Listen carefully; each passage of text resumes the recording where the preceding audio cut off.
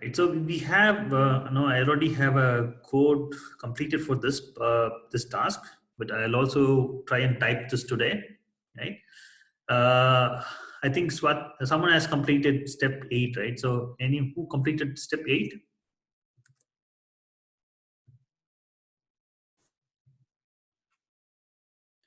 Okay, so Swati, can you just put your code in the chat box? Let's see whether it works for everyone. Right? Sense of what will happen if I copy and paste it?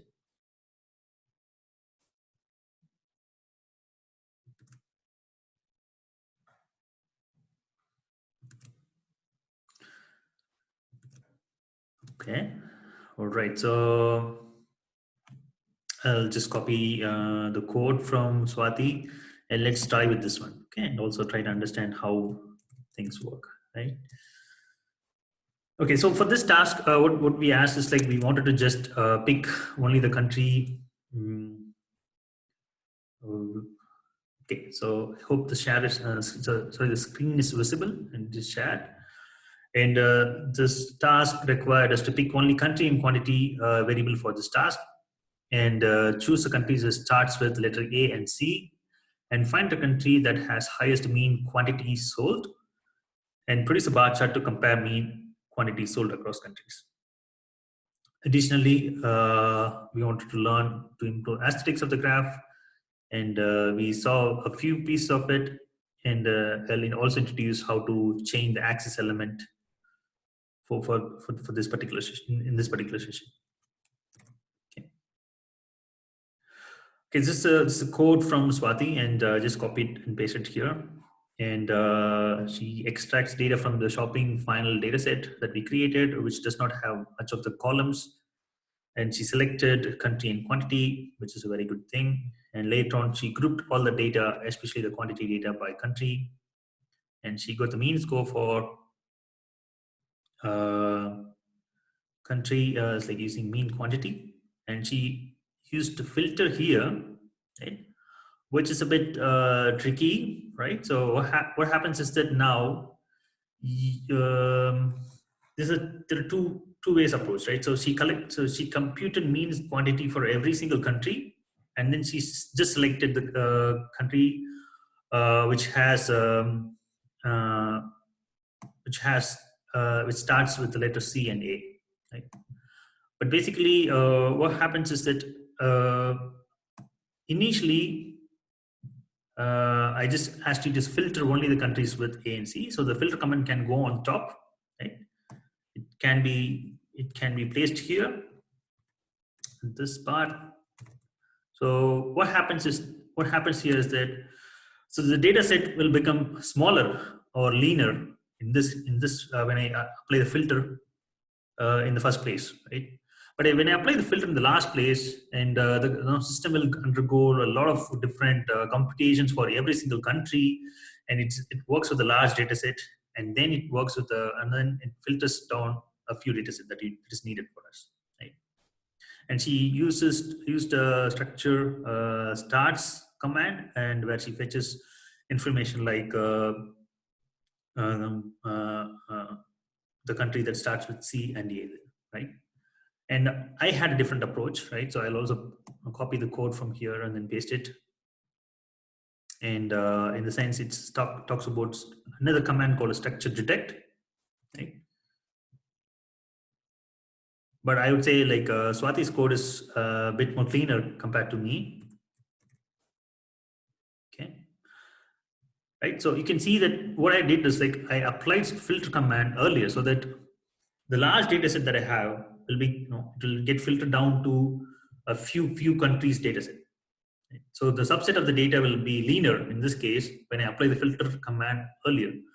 But if I apply the filter command later, basically I'm working with the entire data set and then compute mean with the entire data set and then select the country that has like that starts with A and C. Okay, and that's the thing that you're supposed to understand when you're trying to work with some data, right? Be careful that you make the data set so leaner with the steps that we indicate. So with the linear data set, it's easy for us to work with. Right? So let's see whether this function works. Yeah, it works completely. And also let's view the command, like with the data, and the data is like, yeah. Now we have okay. Swati, I think there is a bit of problem with your code, right? Like what? Do you see Saudi Arabia, South Africa, and United Arab Yes. Emirates coming in? Yes, I did not know how to change that. Yeah, so that's Because where you're supposed to be careful. mhm.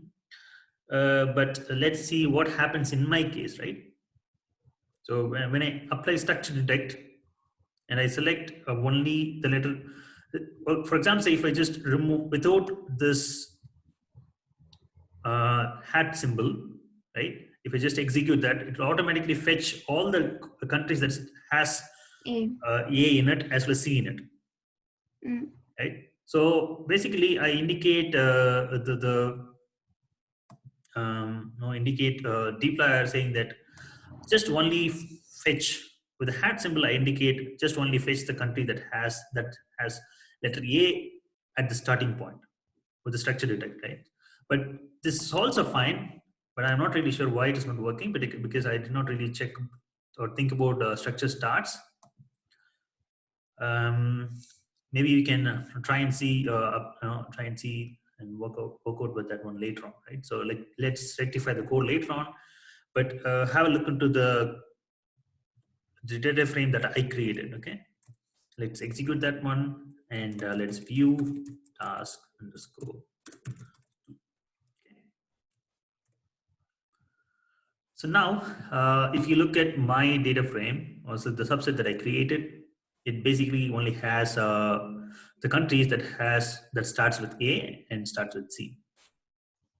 Okay, but here, and we see Saudi Arabia and South Africa, and also United Arab Emirates starts, comes in here. Okay. One like somebody can try and fix the code over there. It can also be done, or else use my code. Right? And also we should also learn about how to work with this structure starts, and we can sort it out later, right? So at the moment we got the data frame that we need because I applied the structure detect function compared instead of structure starts function, and I basically selected the the countries that starts with letter A and letter C. Okay. Now it's time to produce a graph. So let's produce a graph, and we know Swati has posted the code for the graph as well.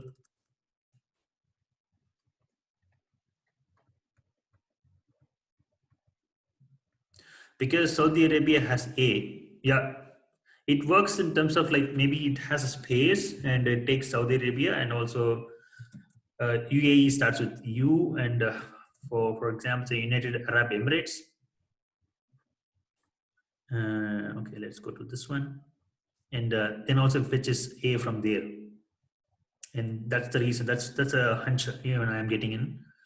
How like we can now get into the solution part where I use structure detect function with the hat symbol. So when you place a hat on the top before the yeah, so that's what I'm planning to do as well. So in terms of like having a hat here and then try it out. Let's execute and see how it works. Let's look at Grapho.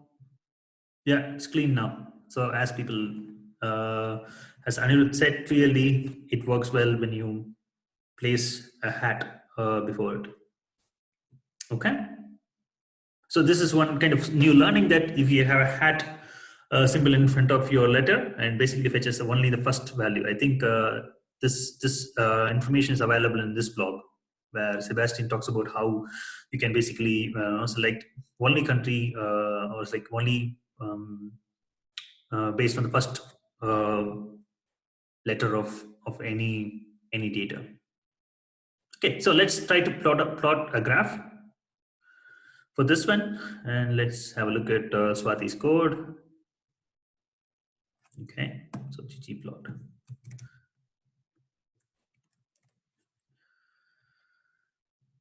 So since we have a cleaner data set now, I think it should go really well.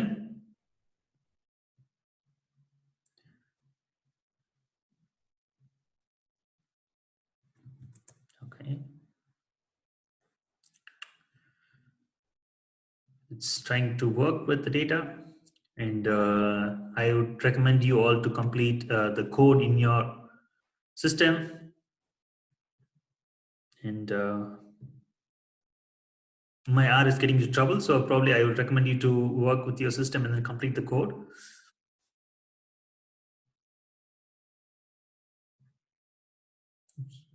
Okay, so we are working with this one, right?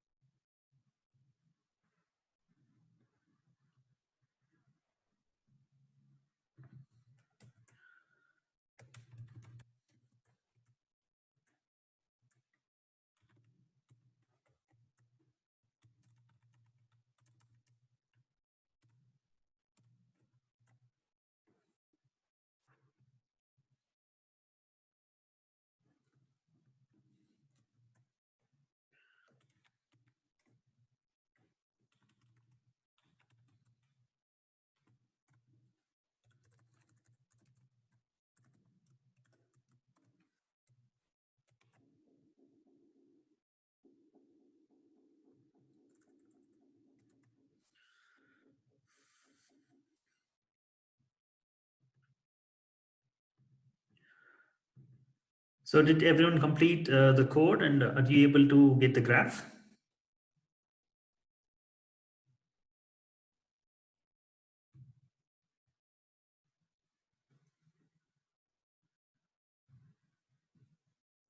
Okay, so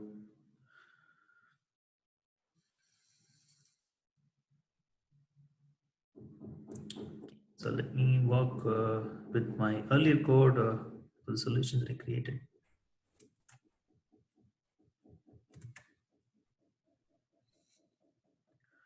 Okay, so I think you'll get a graph like this. Yeah. So if I just zoom it and see, and I need to do a new share for that one. Okay, so what kind of problems do you see here?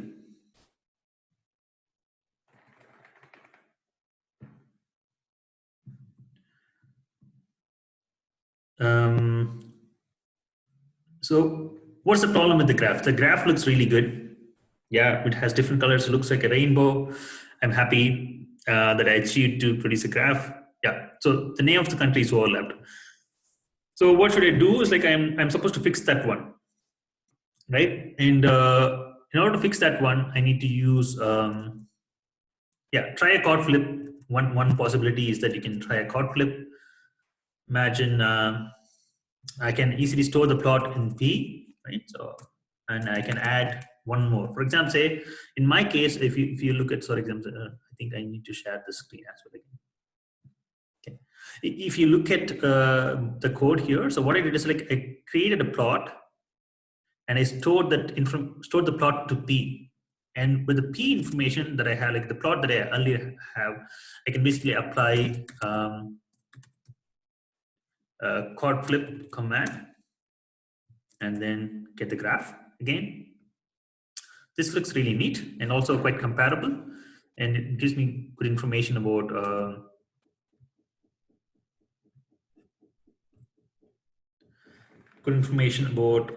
how the countries vary, right? So it's also quite comparable, right? And what you're supposed to do, for example, say you can see that the zero is not merging with the country name, and what you're supposed to do with this one, for this one, in this case.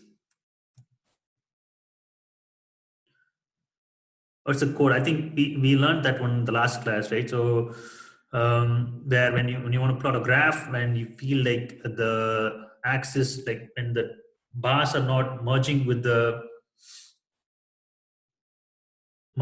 axis, and you can basically apply some command to fix it. So that is chord flip is this one.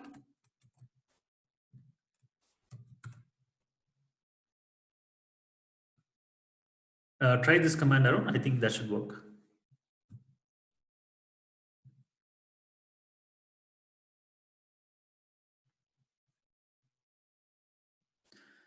And just let me know whether it works at your end or not later on once you fix it.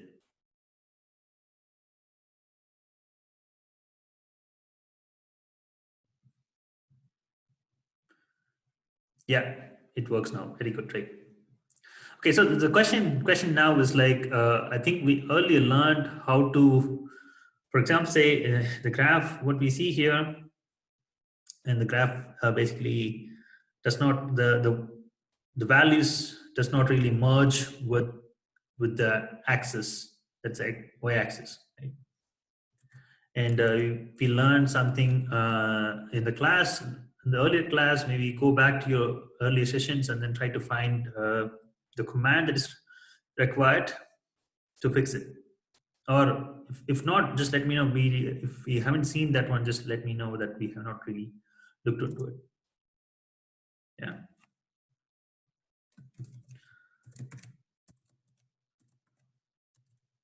Anyone figured it out?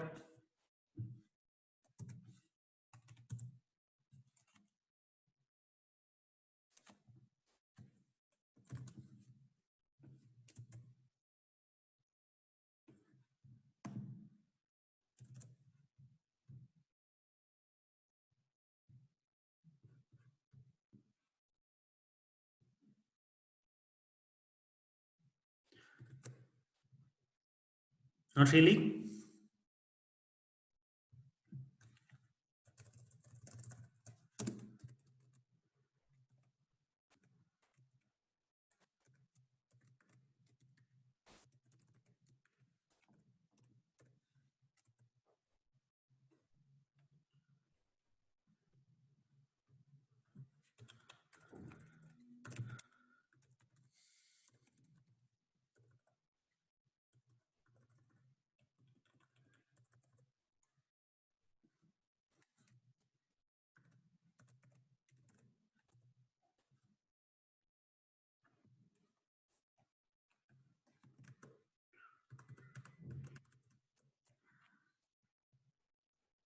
Okay, so there's something in the chat box. Try scale y continuous function. Like look for help for this one. So everyone look for this, look into the help part and search for this function.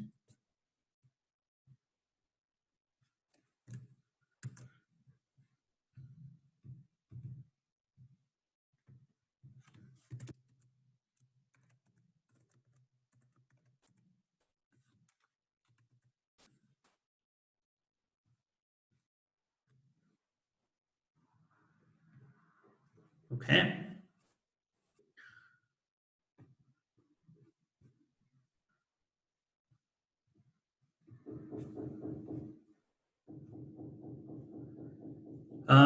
Okay, so my screen is not available to you all. Okay, let me share my screen. Okay, minimize the graph. Okay, sure. I'll do that. Yeah. Give me a second. I'm trying to.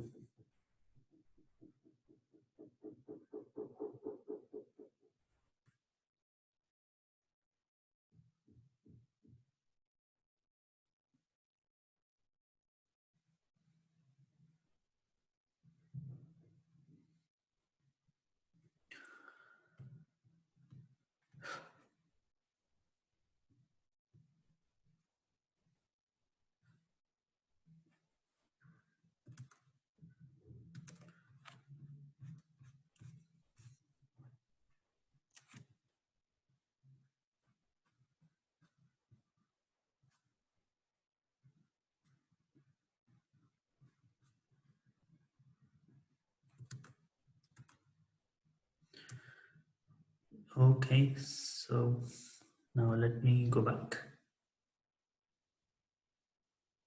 So did you try scale Y continuous expand?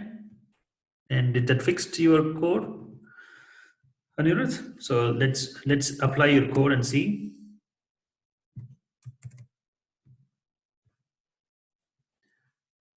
Think is my sharing working now? I hope, yeah. Where am I?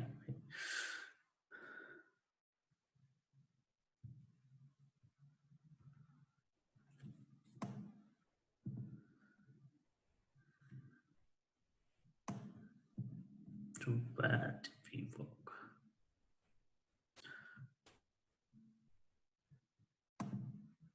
Okay. So if you look at the code in here, so you can apply scale Y continuous equal expand, where I'm expanding the scale of like the y-axis scale, not the x-axis scale. So because in the y-axis scale I have the data, right? So the data is actually plotted in the x-axis, y-axis. Hence, you're supposed to put the y-axis command rather than scale y continuous, scale x continuous. Okay. Hence, I apply scale y continuous expand a c of 0, 0, and this will basically give me a graph which is really neat, and then all the bars go and stick to the y-axis.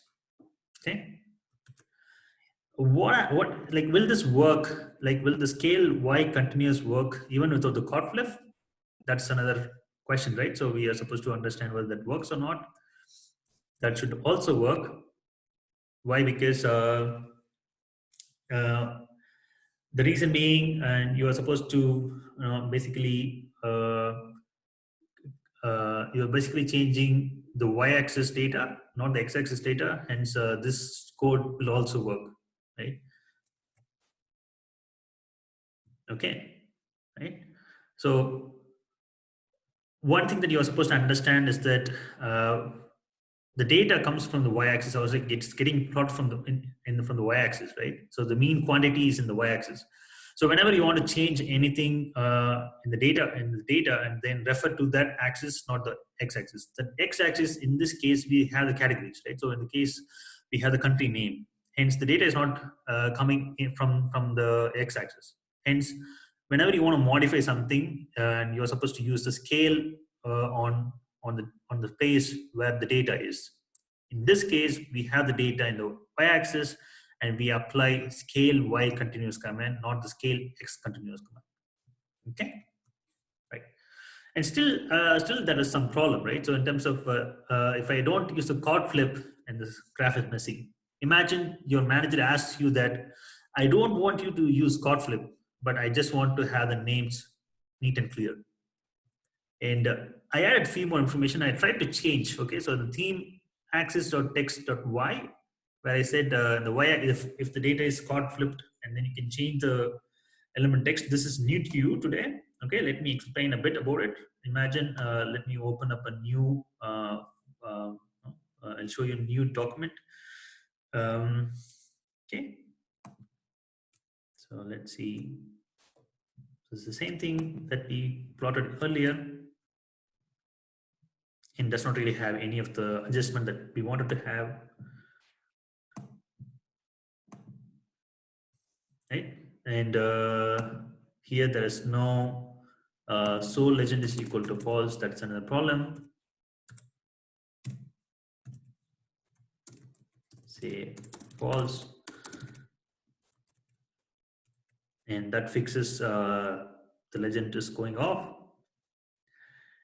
And the next case that I want to do, and without chord flip, I'm supposed to change some of the base, and I need to change some the elements in the x-axis to get a very good graph. Then I can use a command called theme, and you know about different themes, but the theme function actually gives you the ways and means to handle your graph. Okay, in terms of whatever you want to change within the graph, in terms of like removing grid lines, removing changing the angle of your y-axis or x-axis, or if you want to change the font of other things, and you can do it here. Okay, you can see when I open up the theme function, it tells me what you want to control, like line, rectangle, text, title, aspect ratio, and whether you want to change something in the axis of the title, and title X and title Y. So title, it talks about the title that's coming on top here, and axis title X talks about the country, axis title X top, and it if it has like a subtitle or something, and then it'll work with that one.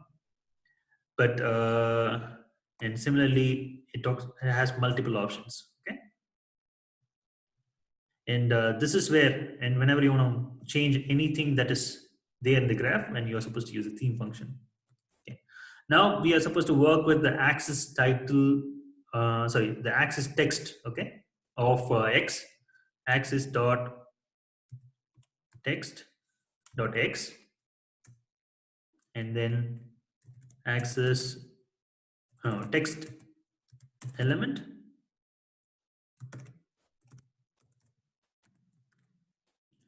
I think that should also be have, that should also have element text, sorry, element, let's go text angle is equal to 45. So what I'm trying to do is like I'm trying to change the angle of the graph, okay, and then especially the angle of the x-axis text. Okay, let's try and execute that one. Okay, now you can see the graph is produced where the text element of the x-axis got changed. Okay, let me show you the new screen, right? But still there is some sort of problem, right? So what happens is that the text is kind of getting overlapped with the graph, right? I don't want to do that. Like I don't want to have a kind of outlook like that. And I have few more commands to work with. There's something called as head just and v just, right? Head just is equal to 1, set it like that. V just is equal to 1, and have a look at it. Let's plot the graph again, see how that works. And this is again like head just is like horizontal adjustment, and vertical just is like V just is like vertical adjustment, and you apply that for the element text of axis X. Oh, okay. There's a problem with Zoom. I'm really sorry. Right. So now I think you'll be able to see the screen, right? In sense of what I'm trying to do. In addition to the angle change, I'm also adjusting the axis elements, and I'm adjusting the axis element. Horizontal adjustment, it'll move the text. For example, say the text on to the left or to the right. Which vertical adjustment is like moving on top or bottom. Okay. And now if you look at the graph, let me share the graph part. That is kind of fixed, right? Looks really good, right? Compared to the ones that we plotted earlier. And now let's me go back to the coding part. Right? The one thing that is missing, that is the scale y continuous missing. I'll say scale underscore y underscore continuous. I say x limits, sorry, expand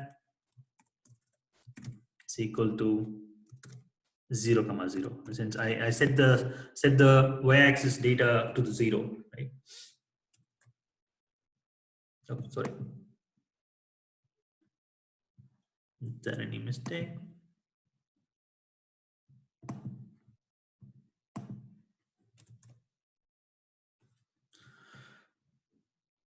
So let's see. It's okay. So the C here is missing because I'm adding 2 data points.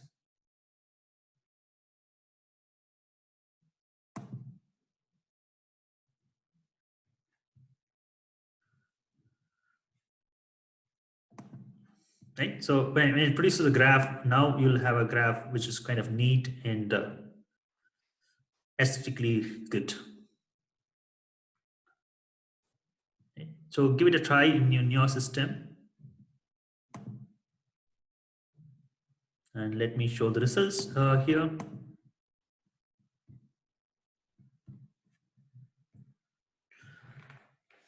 Yeah. Any questions here, guys?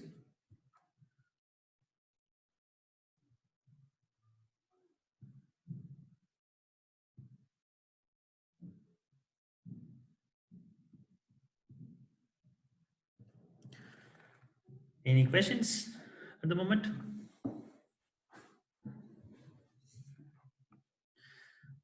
Nope. Okay. So give it a shot for the next. Now let's go to the next task, right?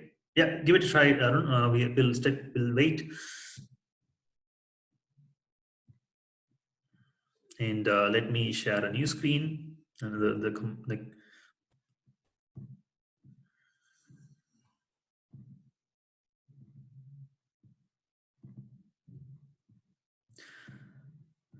so and now try to apply the theme cow plot so that you don't see the grid lines, right? Theme underscore cow plot, and for that, like, be sure that you're supposed to apply. Um,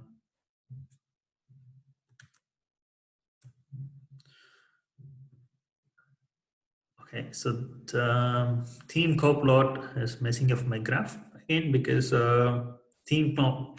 Yeah, so let's go back to applying theme coplot. So when I apply theme coplot, what happens is it basically messes up my graph, right? And for that, for applying theme coplot, I'm supposed to upload.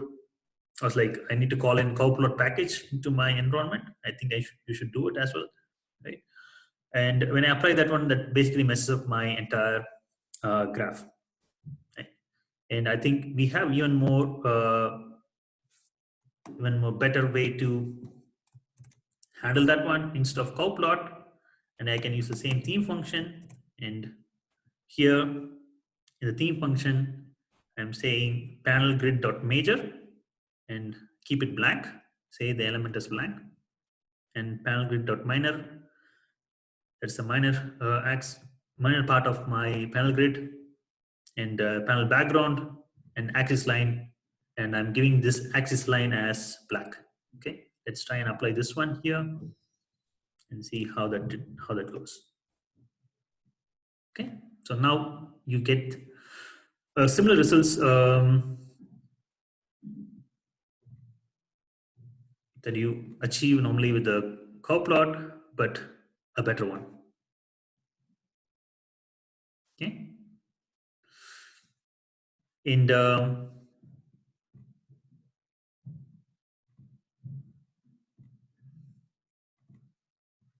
so sometimes some of the packages will also mess up your graphs. Okay, so that's what I wanted to say here.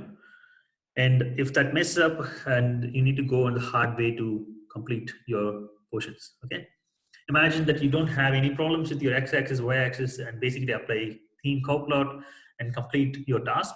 But if in case that's going to be really messy, then not try to use your normal uh, functions that is available in ggplot2, and you can do that. Okay, and so can we memorize this one? So that's the question, right? So that might be a question, right? Definitely I cannot really memorize any of this, but it is better to know that theme function can handle these things, right? So once you know this, at any point of time you can just go to Google and search, right? Okay, so I want to remove the grid lines, I want to remove this. I think this can be done with the theme plot, then the theme command, and that's going to help you, right? And that's my ideology, right, in terms of telling you how to do things, right? Rather than memorizing every single thing, it will be really daunting. But if you know these things, like, okay, scale y continuous or scale x continuous can help me to do something with the data points that I have, that I plot in the graph. And with the theme, I can actually control what's in the background, what's in the with the grid lines and other things, and that will help you. Yeah. Any questions here? Okay. And Parika is able to achieve the results that we showed here. Okay, cool. Cool. Thank you.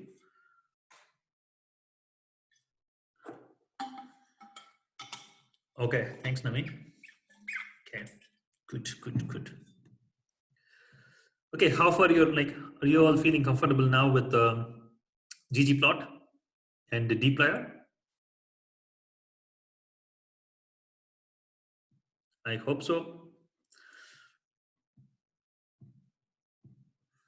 So far, so good. Thanks for your feedback.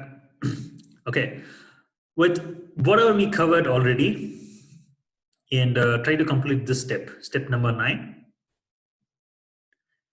And you basically try and copy the code rather than just typing every single thing. And maybe don't use try to work with your own idea and ideology. Whether you want to, instead of trying chord flip, maybe try this theme part for this particular task for step number 9. Okay, because we covered theme function here.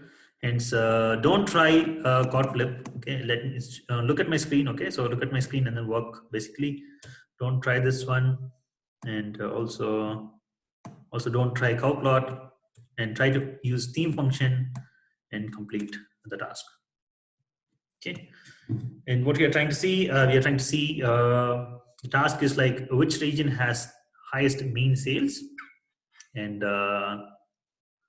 show it in numbers, which means you're supposed to have a data frame. So, and then you are supposed to use view command to look at it, and also make it visually, in the sense you're supposed to produce a graph. Okay? And once you complete this task and basically improve the asterisks of the graph, and whatever learning that you had until now, right? But don't use theme cowplot. Okay, let's try and complete that one, and take your time. And let me just create a small poll so that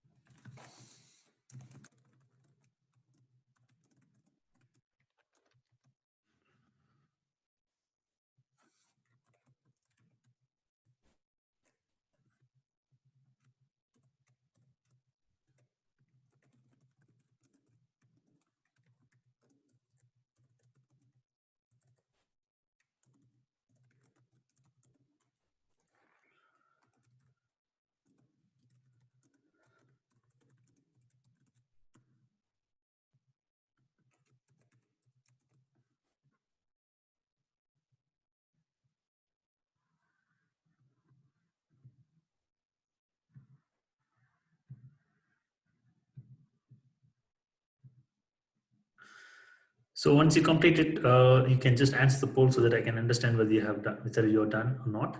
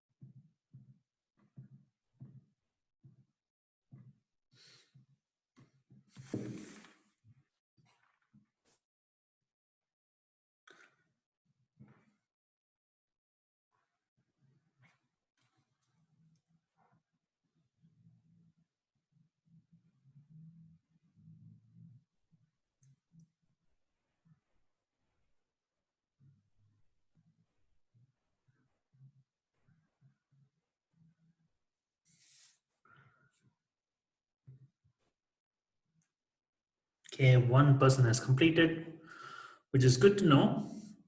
And we will wait for other three because someone might be very good in terms of understanding and then coding, but it's also wise to wait for others to complete.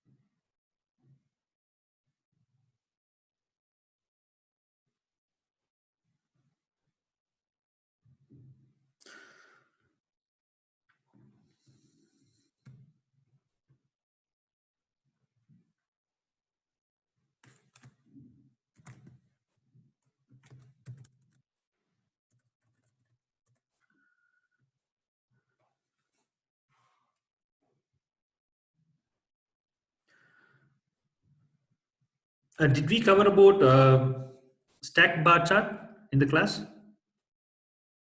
This one.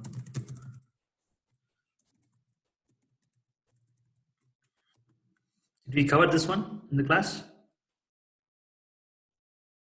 Mm, like, once you're done, like please respond to this question, right? If we haven't covered this one, I think it's also wise to cover that one in the session, because I'm not really sure, because when I look into the file, I don't find any kind of information related to that. Let me see if it is covered in the session 3. Not really. I don't think so.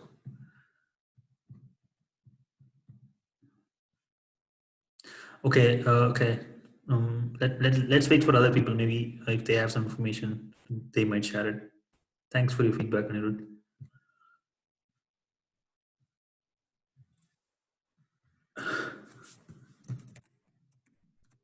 Okay, so how is everything everyone else is doing in terms of okay, so one person was not able to complete. Okay, so got the graph till what we have learned and what is facet grid. So yeah, we'll talk about facet grid now in the session. We did not do stack bar chart. Okay. Okay, got it. Maybe I think we should also learn about it. I'll do that one. Don't worry. Is poll no more? I think okay. The poll is open, but I think it's not. You cannot really see it. I hope, but not a problem. Let's share the results at the moment. Now let's go back to this. Let's go back to the coding.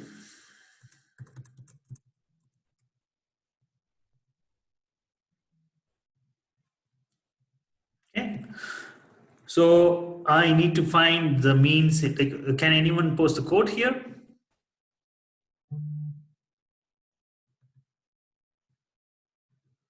Yeah, that's what I'm meaning. So in terms of like we used something called position dodge while producing the chart, like to see the groupings and then looking at the means of different groups within which is like close by.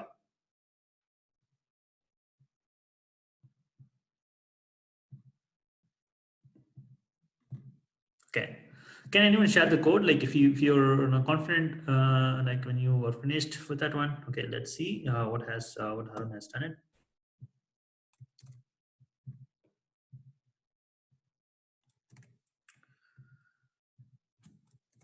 Okay. Okay. So what Harun has completed, like he took the shopping final data and he selected only region and sales. And he grouped by region and summarize the data with means, sales score, and then he also arranged with the descending. He arranged the data set in the descending order. Okay. So there are around 23 warnings, but don't worry about the warnings now at the moment because that's not really required. So let's have a look at how the data looks like.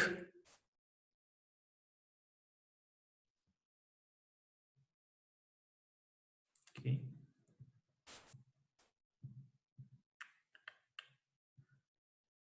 Okay, so does anyone have the code for the graph? Okay. Right.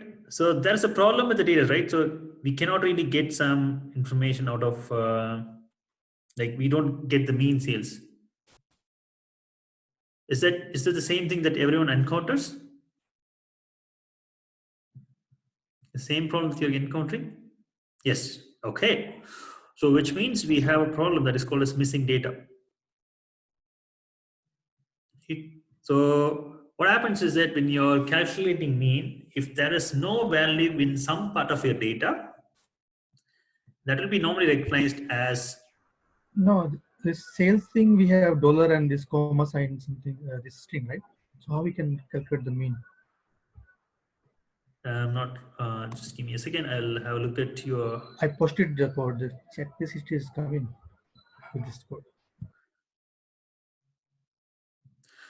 Okay, let's have a look at. So like, what are you trying to say? Can you just repeat that one, please? With the dollar symbol, Yeah. we have dollar symbol in sales. So how we can get the mean? Mean function will work on this sales column in that case. Okay. So which means So you first we have to need to remove. clean the data, right? Yeah. So I We have to think we remove did not this. do that last time. So now you will be able to get it. Right. So when you remove the dollar symbols and other things, which we learned earlier in the class, okay, I think you're supposed to apply that one.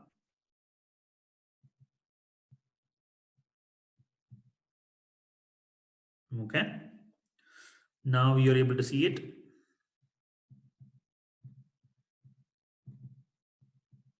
Perfect. Right. So, but there's a good learning, right? For example, say if there is some missing data in your data set, imagine there are some values missing in your data set. And that will normally recognized as missing values in your data, which we have not really dealt so far. And that is called as, that is represented as NAs, and NAs are actually called as not available in our environment. So in that case, in order to avoid those kind of problems, if you understand that your data set has some missing values in it, when you compute the mean, and you can add this function behind it that is called as na.rm is equal to true, which means remove the missing values from when it calculates the mean.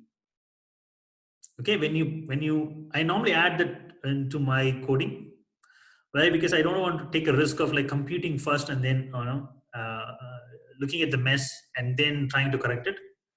Whenever I compute mean or whenever I do some arithmetic operations like any other operations like computing mean, median, or mode, and then basically I apply this na.rm is equal to true, which means it will take care of the missing values. It removes the missing values from the data and then computes the mean.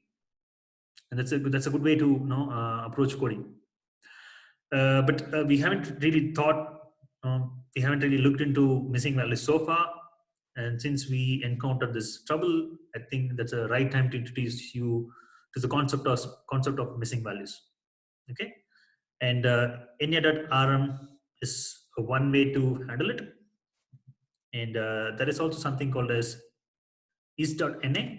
For example, say is.na will tell me, for example, say if is.na can be applied to shopping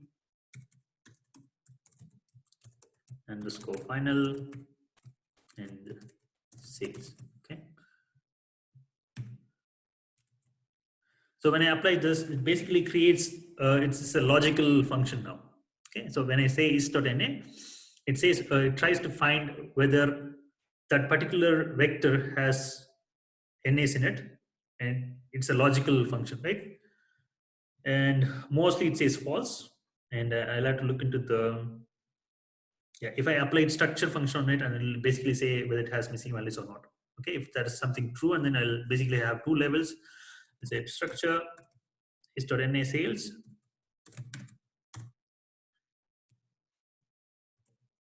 Okay, it's basically have a logical, it is a logical vector, logical data, and it moves from 1 to 50, and everything is kind of false. So if there is something true, and basically it will tell me there is true and false, those two data are there, and it will inform here, and then it will also have like first few data sets of the vector.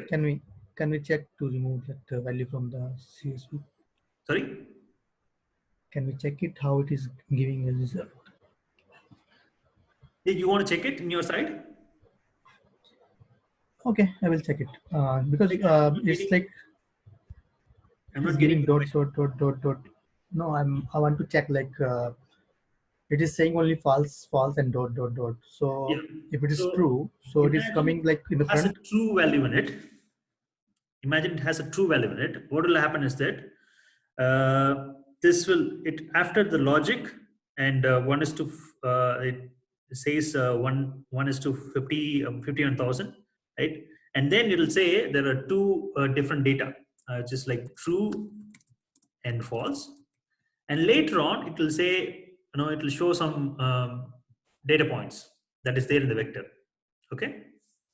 And now, since it has only false data, it is not showing. And if you remember from your subsetting function, we can actually use this is.na function to remove the missing values.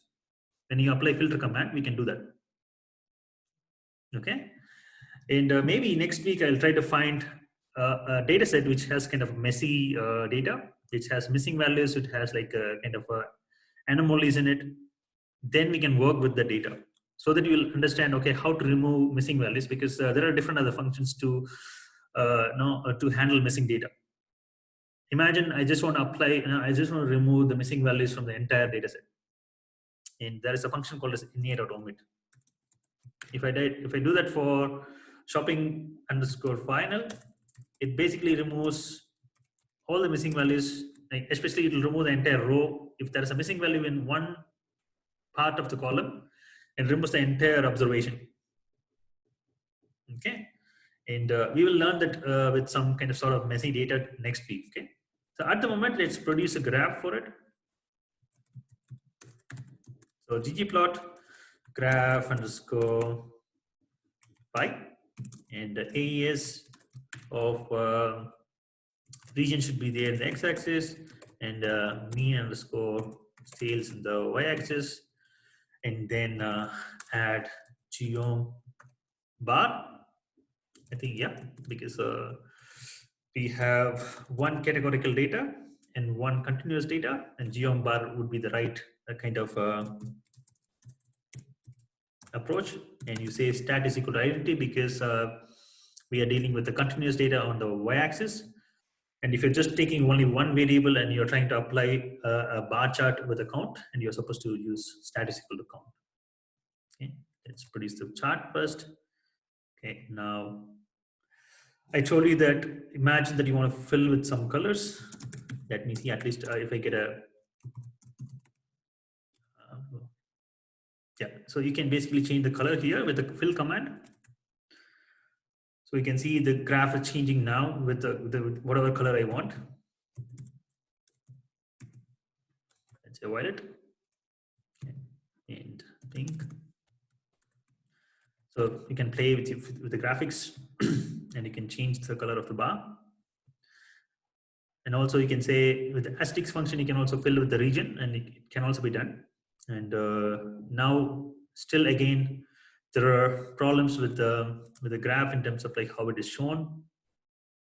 Hence, what I would recommend you to do is like improve the aesthetics using the theme function. What you're supposed to do here is like you need to say axis dot text dot x, yeah, and then element underscore text, and then say the angle is equal to 45. Like, don't normally apply 45. Like, think about like whatever angle that you want, which one fits really well, and choose that angle. Okay, so for this case, I think 45 is kind of okay, and v just is equal to 1, and head just is equal to 1, and all these things are kind of always trial and error method, and give it a shot and see how it changes. Like, you can also apply -1, -2 to your v just and head just. It's not just What is in the positive just values. an head just? It is horizontal justification of your element text, Okay. and the v just is vertical justification or alignment of your axis text, like Okay, x-axis thank you. text. Okay. And now when I apply that one, and I can see a very good output, and it's good, looks good, but still the bars are not standing apart. It's not sticking onto the axis. Hence I'll say scale underscore y underscore continuous, and I expand to c of 0, 0.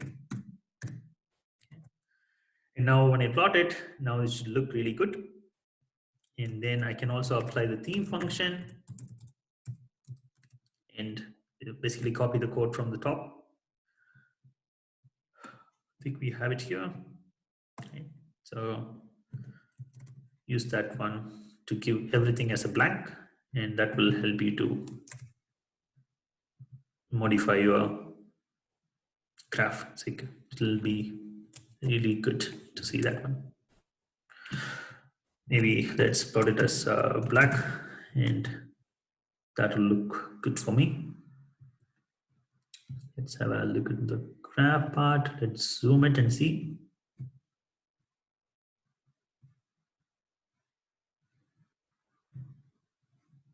Okay.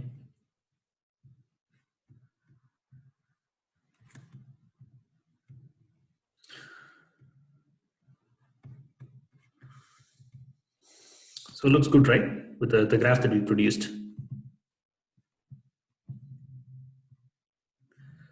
And there are options. There are actually options to show the data points as well. Yeah. Which we can also do that one. We can also handle with that one, right? But I think so far, what have we learned? And we now know how to wrangle data, and we know how to produce a graph, and also we know how to really subset some part of the data and then work with the subset data frame. And also we know, and we know the kind of the very beginning of R. So now we are all kind of set to go to really wrangle data with R. Yep. Okay. And we have more time today in terms of like learning R. But I want to introduce you one more concept today. That's a kind of new concept in terms of documenting, right? I write code and I produce code and I do everything with something called as R script so far. Yeah. But there is some more advanced thing that you can do where I can even create presentations, where I can create. Yes, you can also see, we can also now produce the data points on the top of the bars. That can also be done. And we will cover that next week maybe. And I did not really prepare anything for that. And this week I wanted to introduce you to a new concept called as documentation with R.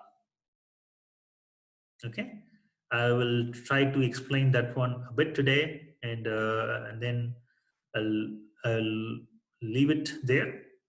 Next week we'll cover how to have the data points on the top, and also we'll also work with how to join two different data sets together. For example, say there is some like kind of one value is same, but like one column is same across two data sets, but I just want to merge these to one data frame, right? So that's a normal problem that the data engineers was like, even if when you are working with some customer client data, and if you want to merge the old data with the new data, and how to do it. We'll talk about that next week. Okay. So let me show you for this week. I'll show you how to do some documentation. Okay, let me go with that one first. And for that, I need to show you some of the work that I did already. And so you'll understand how R can be used in other ways, you know. Okay. Okay. For example, let's me share a new screen. Okay. Do you see a PDF file here? You know, this PDF file is created with R. And this is a presentation that I created with R. And you can also do that with R programming if you know some of the packages, and that's called as Rmarkdown. Yeah. Isn't that cool? Like when you are able to create a document with R. And the beauty of this package is that you can also include code within the document. Okay. I'll show you one more example. Yes, that's the R Markdown is from the Markdown and LaTeX. But with LaTeX, you normally write a lot of different code, right? So you don't have to do that here with R. So that's the beauty of R here. Let me show you how this PDF is done. For example, what kind of code that I used. Let's go back to our screen. Let's go back to RStudio. Okay. I basically do whatever I want to do here in the R Markdown file. Okay. And a little bit of, if I want to add space and I want to do something, and I just type information, and when I knit it, when I print it as an output, then I get the when I get the PDF document or second of presentation. Okay, right. So this is a code that, like, I would not say it's a code, but it's a kind of a thing that I typed, a kind of a notebook, and the notebook can be converted as a document. Right? And this can also be, you can also download this as a PowerPoint. You can also show it in a slide format, or like you can also print it as an iOS slide. Okay, let me show how. I'll just print it as an iOS slide at the moment to show it as a demo. And this will normally run the file. And I think I should go for a new share. And the same document which I had as a PDF is now coming as iOS slides. Okay, which can be used by me for presenting some information to people. Hence, what is getting comprehensive here is that the way that I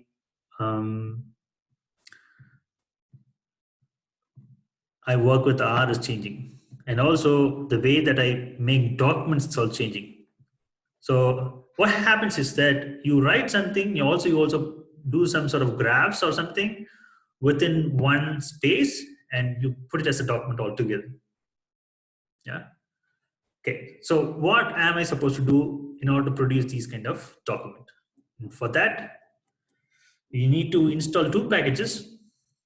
Okay. And let me go with the new script file so that I'll tell you over there and what you're supposed to do. And to produce documents, you need two packages. One is called as Rmarkdown, and that should be in small r. And another package that you need is knit-r. And what, like Anirudh said, in order to write something in a document format, you need Rmarkdown. And when you want to produce that as an output to a PDF or to a PowerPoint or to a HTML document, then you need knit-r. Okay. And will you please install these two packages into your system? then I'll show you how to use Rmarkdown. And once you're done with that, and say yes in the chat box.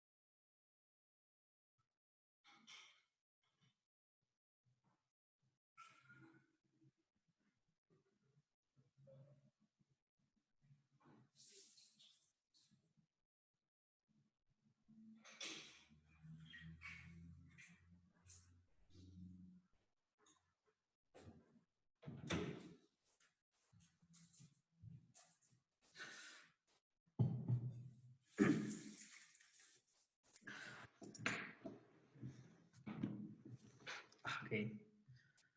Perfect. Perfect. Good, good, good.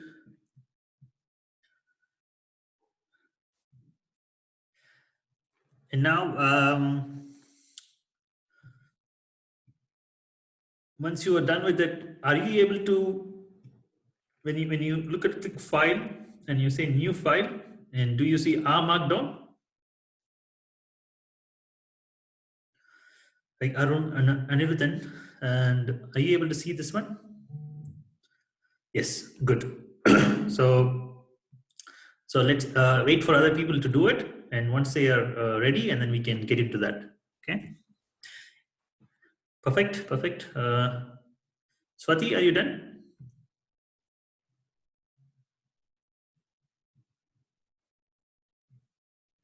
Yes. Perfect. See what? So I'll show you what to look at. Right. Go to file.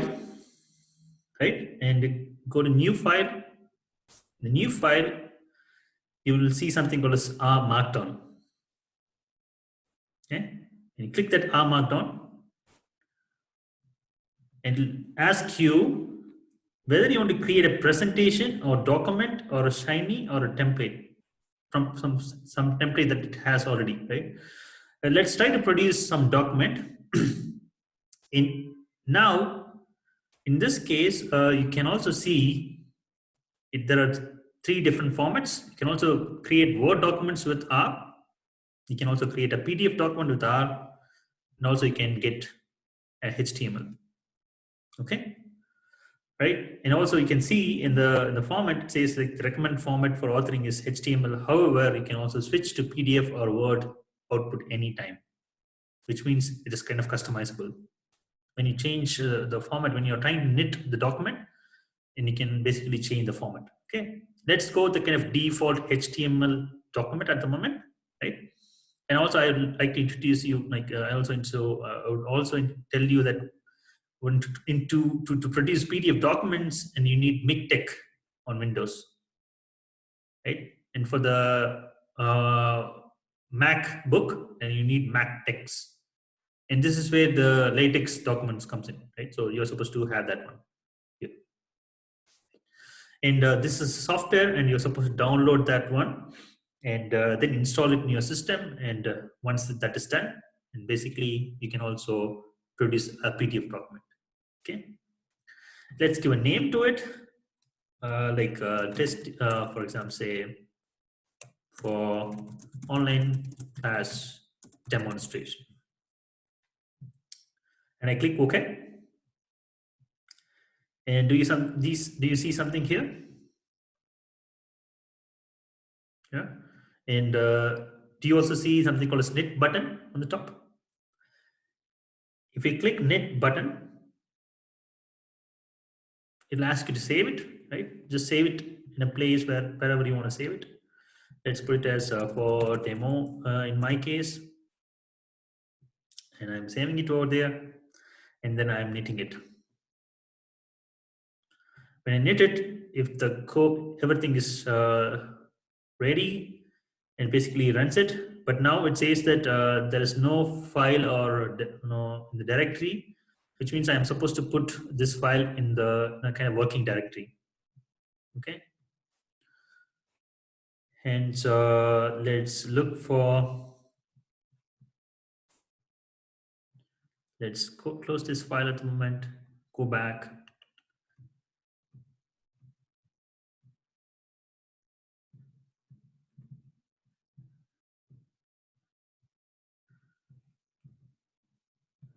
And click it from there.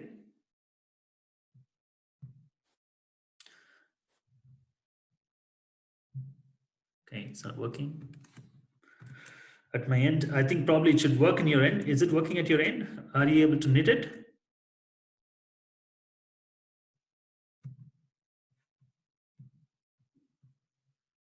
Yeah, it's working, right? So because I saved it in a very different format and file, it's not working. Right? And I'm supposed to put the file in the working directory. Hence, it will automatically work. Right? Okay, can you show it? Show again, please. Okay, I'll show you the other document. Right. So, from where do you want to start, Swati? And which part are you like struggling?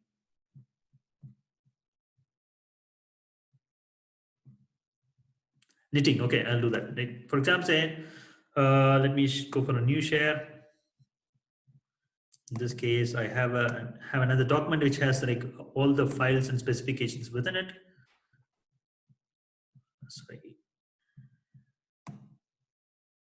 Okay, so now in this case, I have a kind of a demo document which I used for the last for my normal regular class here in the university, and there are some chunks. Okay, so if I just knit it, I need to click this knit button over there on the top in the left hand corner, and when I click it, and then it will automatically create a HTML document. Okay. Now, time to learn a bit more about this R Markdown file. Okay, and let's also go with a new file for that. Okay, so test.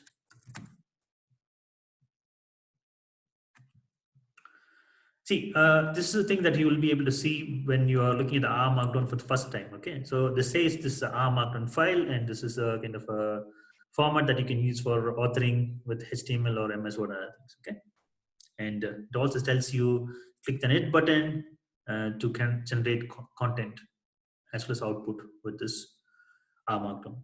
Right, the one here in the 18th line, 19th line, and 20th line is called as a code chunk. Okay, and this is where you can write code, and you can also test the code basically. So for example, say there are empty cars is already loaded. There is also another data set that is available called as cars. Hence, they just give you an example called summary cars. If I run the code chunk, I can use this green icon over here.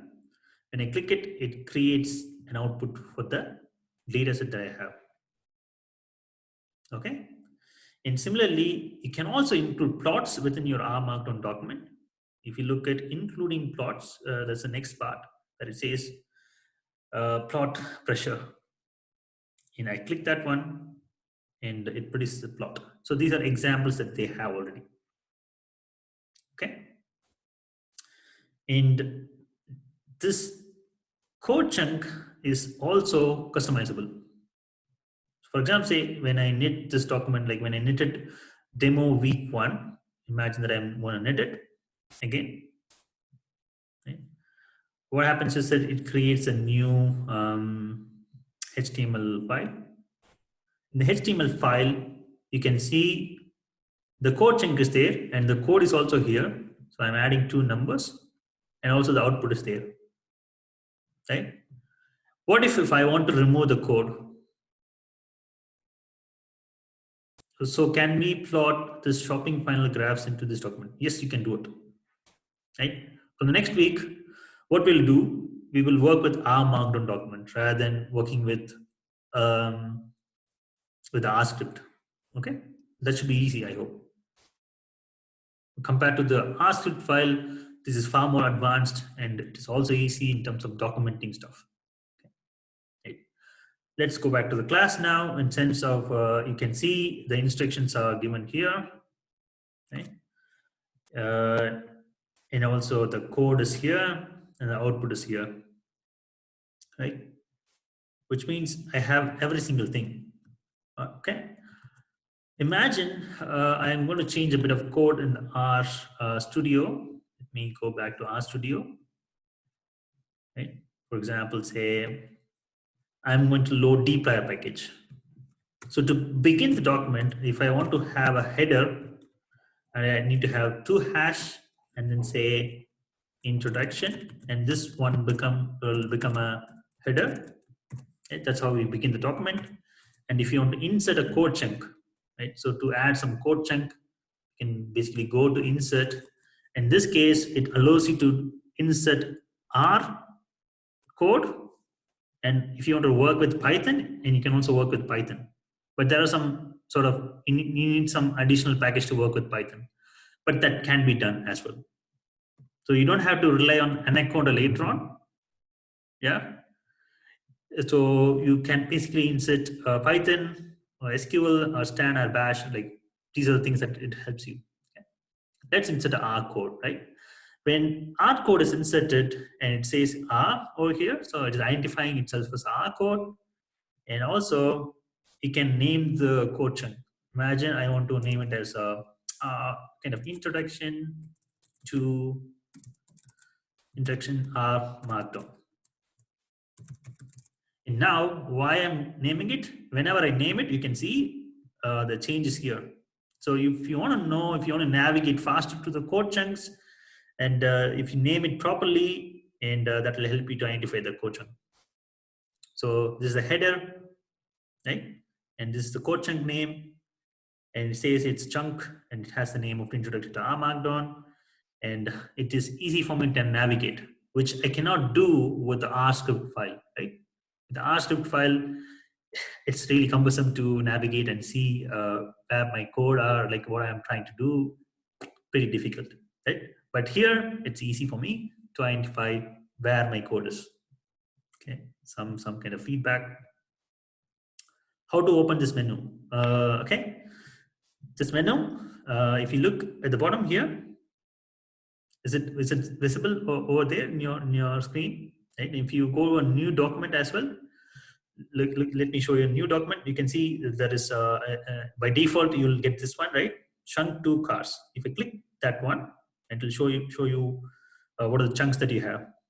Right? You can also go and navigate to the third chunk. Okay, so I hope that helps you. Thank you for the feedback. Now, and I am going to load a package, library dplyr. Okay, let's build one by one. Okay, let me remove the other parts so that I can show you how this documentation really works. Let's knit it, okay? So you don't have to save it. When you knit it, it automatically saves.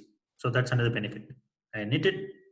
What happens is that it saves the document first and then start knitting. Okay, for example, now let's have a look at what it has, what kind of results it produced. Sorry, give me a second. Yeah. Now you can see I wrote only one single line of code called library, and it basically produced code here. And the code is highlighted in the box with a gray background, and this is the header, right? And here is the message that is produced, because when dplyr is attached, they normally produce a message saying, yeah, I attached this package, and some of the objects in the packages has been masked by attaching this particular package. Okay, now let's go back to Rmarkdown, because imagine I don't want to have this message to be shown in Rmarkdown, right? I don't want to show this one because this is kind of messy, right? This will make my document worse. And if I have a message which is not really relevant to my document, hence I can customize it in the code chunk. I'll go to the code chunk. Yeah, And I hope you're able to see the RStudio now. And if you're able to see it, now I can basically, okay, go here. And any customization you want to do with the code chunk has to be done within the parenthesis, right? And I open it, it shows me multiple options that I have. Okay. And I'll introduce you a few things. One is called as message. It's equal to false.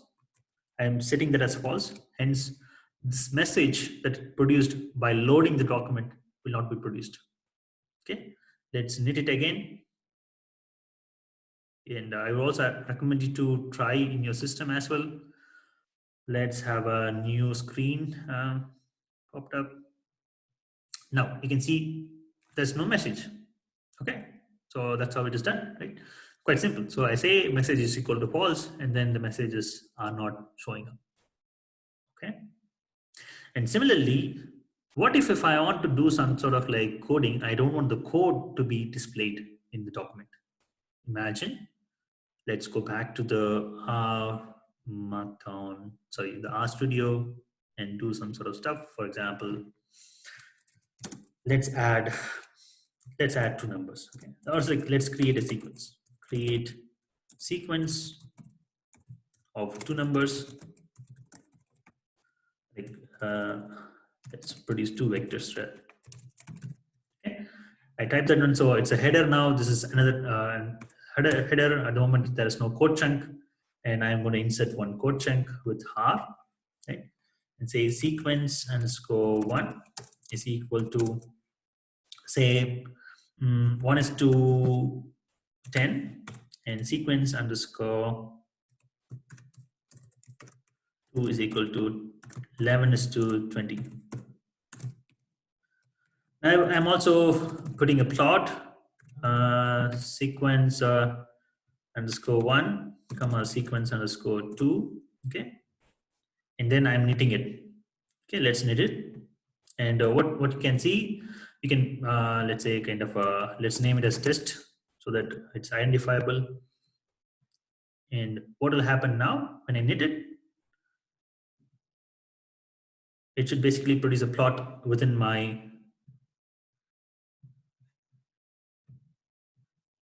within the document. Okay. Now I have the code and also I have the graph, but sometimes I don't really need this code, and that's the task we are supposed to work now, right?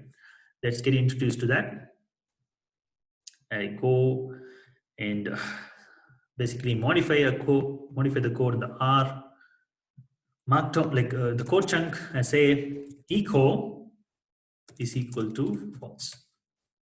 Okay, so when I say echo is equal to true, it will print the code. When I say echo is equal to false, it will not print the code. Okay, let's knit it at the moment and see.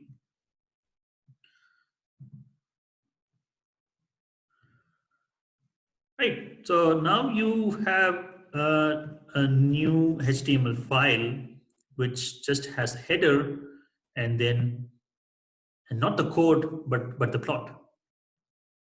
Yeah, isn't that cool? Right? So now that should be another case. I want the code, but not the graph.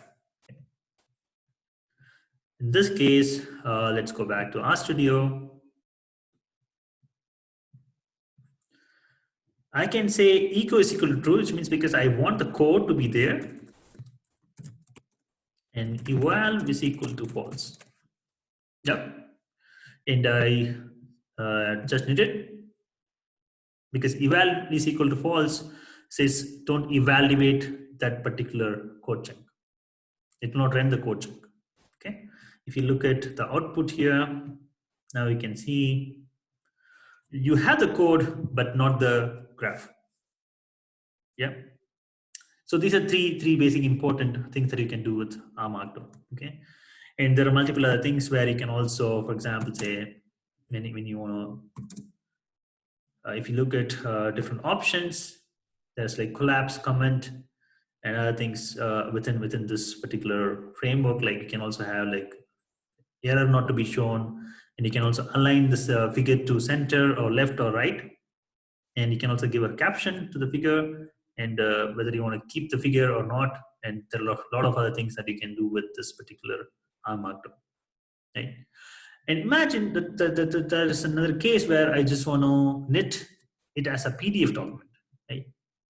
And since you do not really have the MikTeX in your system at the moment, and you'll not be able to look for printing PDF, but I can show you how that is easy with the Rmarkdown.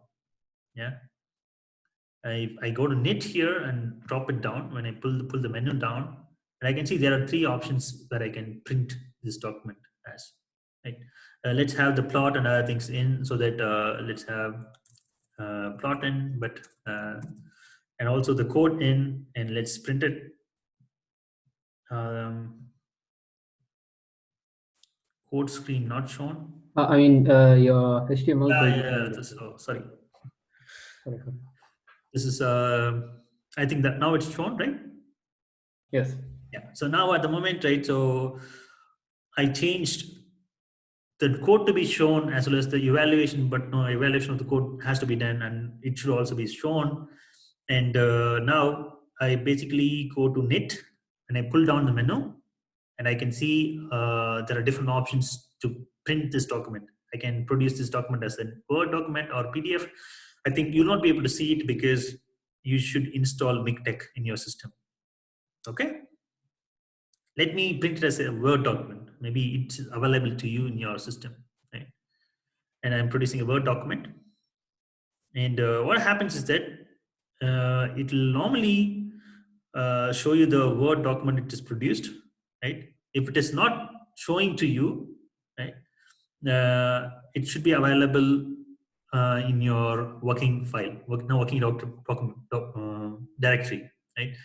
Or it should be available in the place where you created this Rmarkdown file, okay? In the location where the Rmarkdown file is there, and it will also produce the document within the same place, okay? Let me go and show you the Word document that it produced. Share it. Okay, do you see it, right? It's a Word document now, and the Word document has the things that we wrote. It says that's my name, this is the title of the document, it has all the code, and also it has the plot, right? So it's easy for you to, like, whenever you want to write anything, just do everything in R, rather than just going back to you write some code and then extract some information from the code, and then you produce a plot, and then the plot has to be customized. You need to save it as a JPEG and then export that to a Word document, and that is not necessary with this Rmarkdown now. You do everything with Rmarkdown, and you can also even write a thesis, or you can also write a kind of project with Rmarkdown. Okay, let me also show you how the PDF output will be. And for that, as I told you, you need to have, you should have MikTeX installed. But let me just show you to knit it as a PDF. I am just knitting it as a PDF.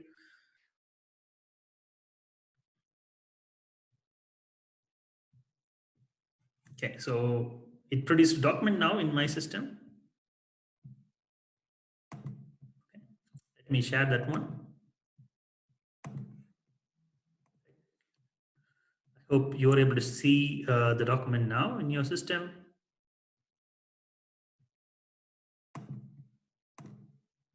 Okay.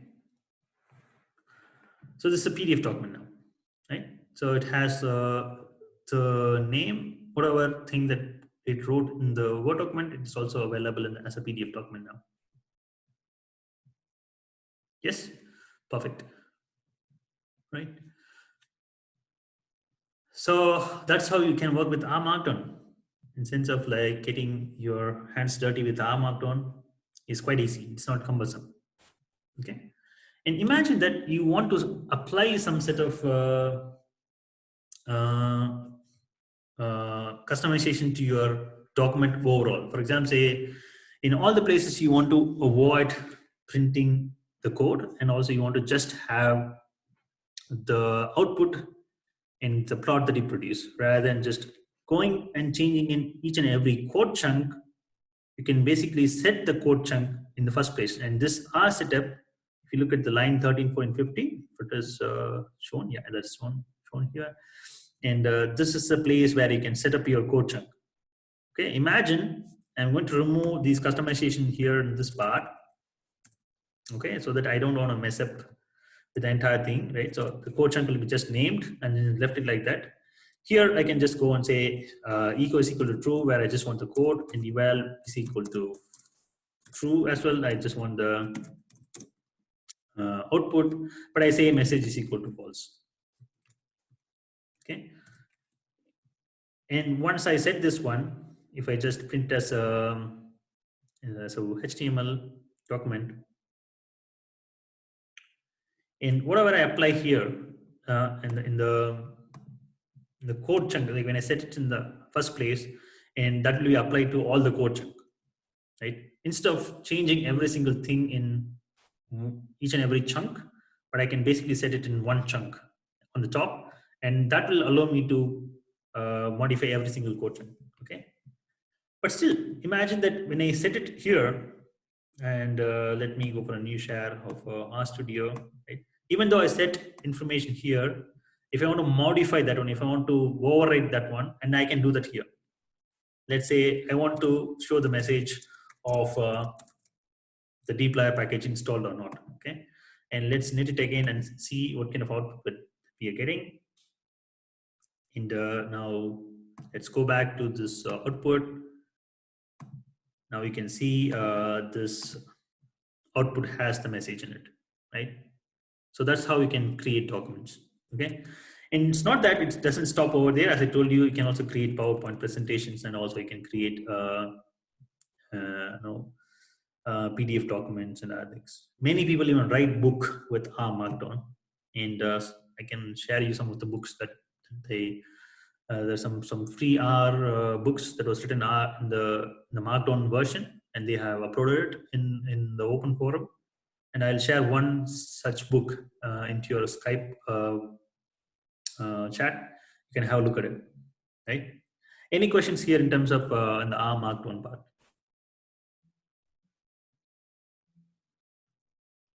Right. So I'll share you one more information because I forgot that one, right? So in terms of okay,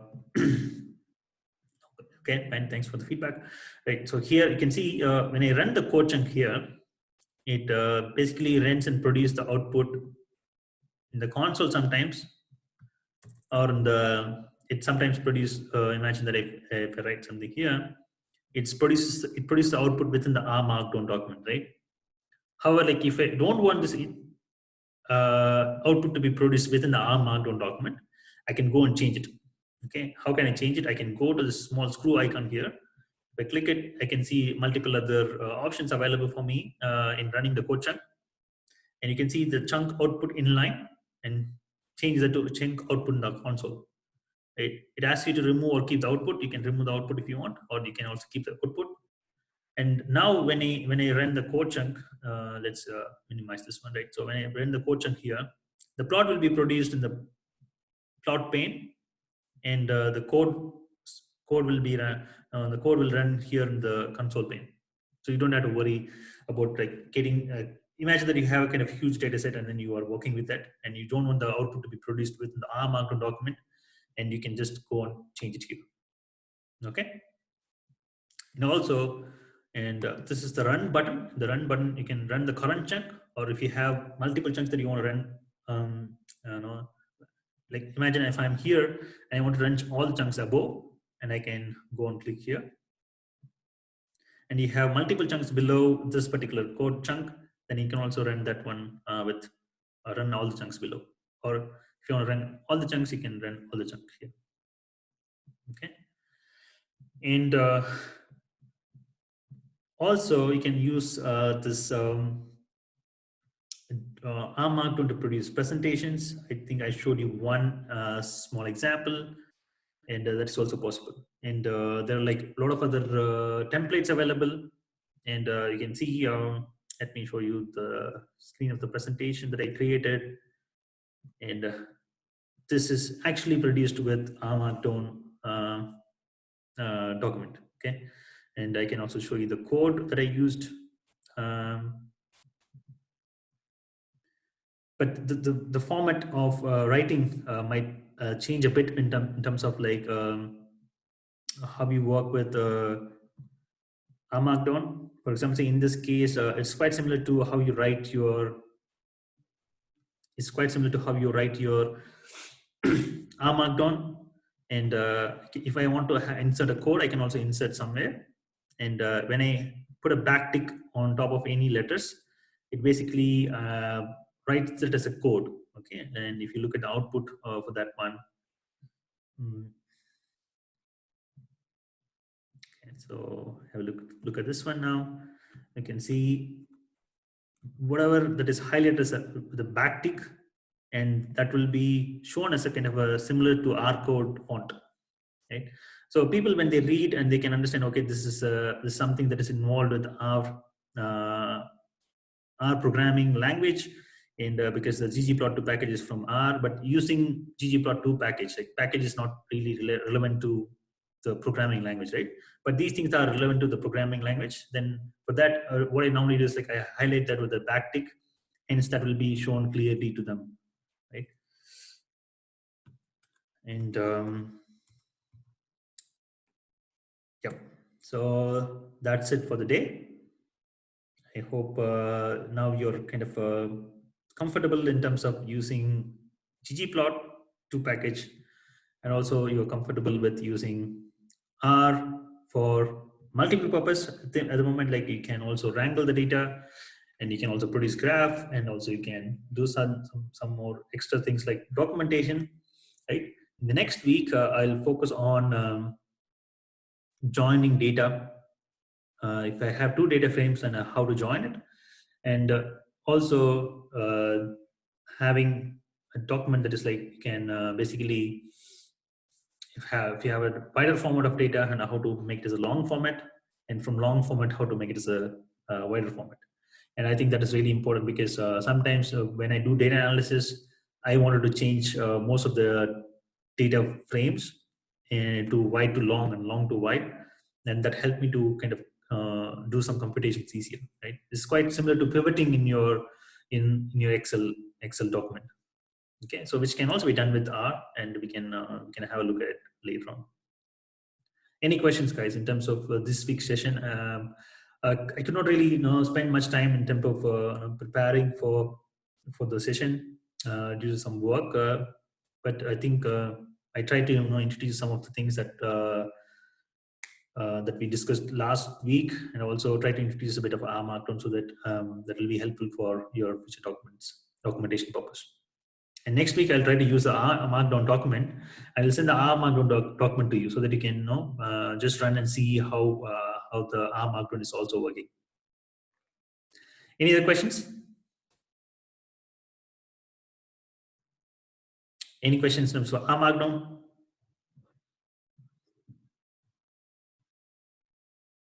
Not at the moment. Okay, good, all good, right? So in that case, let's meet next week. I wish you to have a nice weekend, and have fun. Have a lot of fun. Yeah, thanks. Bye. Thank you. Bye bye. Ciao.